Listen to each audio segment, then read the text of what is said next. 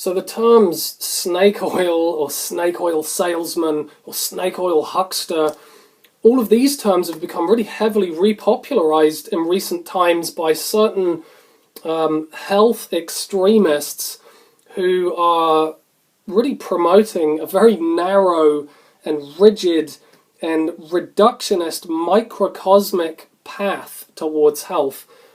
And anything that exists outside of that path, which, to be quite honest with you, is a lot of stuff, all of that stuff is being labeled as snake oil that has absolutely no health benefits, and if you consume it, buy it, or involve yourself with it in any way, you're being ripped off, you're being fooled, you're being made a mug out of. Now, any extreme health path definitely can have its place, definitely can have its benefits if it's utilized as a tool that has a specific use, if it's used mindfully, if it's used tailored to each of our individual situations. But when it's used and promoted as a virtual panacea that can be used by everyone the world over to get exactly the same results, now what we're talking about here is a form of snake oil, really, that's being peddled and marketed to people. It may not be being sold as a product, but it is being marketed as a belief system that people are all too willing to buy into. So it's really important to start making a distinction here of what is genuine snake oil and what isn't. Now, obviously, there are a number of products on the market that are total shite. There's a lot of stuff that's marketed as having certain health benefits that really doesn't.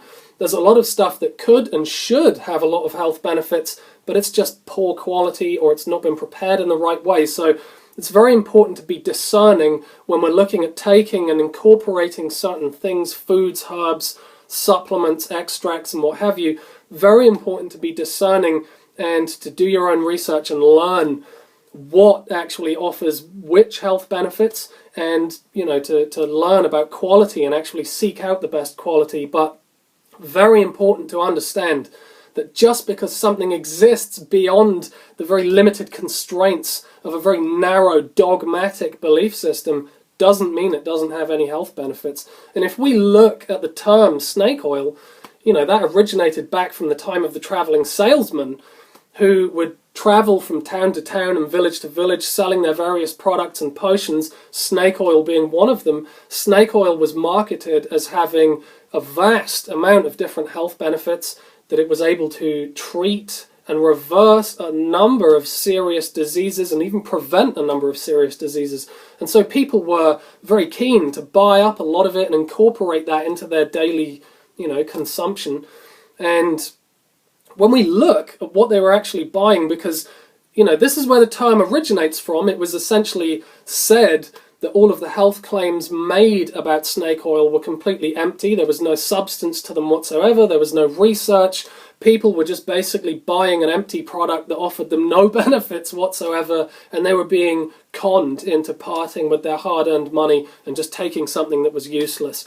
But if we really examine what was being sold, it was Chinese water snake oil extract, and when we look at that as a substance, we see that Chinese water snake oil is actually the richest source known to date of the essential omega-3 fatty acid, EPA, which is actually the nutrient, essential health nutrient, that's responsible for producing the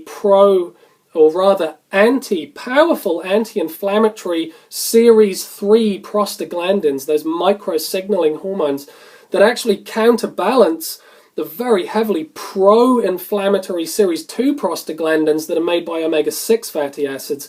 And we can see in pretty much all cultures the world over, omega-6 fats are heavily predominant, and the very long-chain omega-3 fatty acids, EPA and DHA, are actually very scant and really quite scarce. And so we have this kind of epidemic of pro-inflammatory disease and health conditions, which, the essential omega-3 fatty acids play an enormous role in reducing these inflammatory conditions.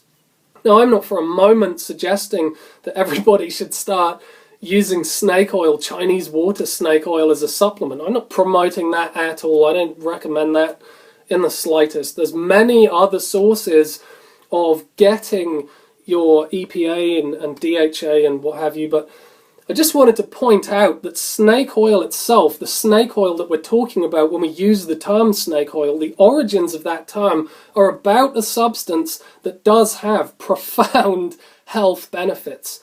A number of different health benefits, but EPA obviously being the most prominent health-promoting nutrient that it has.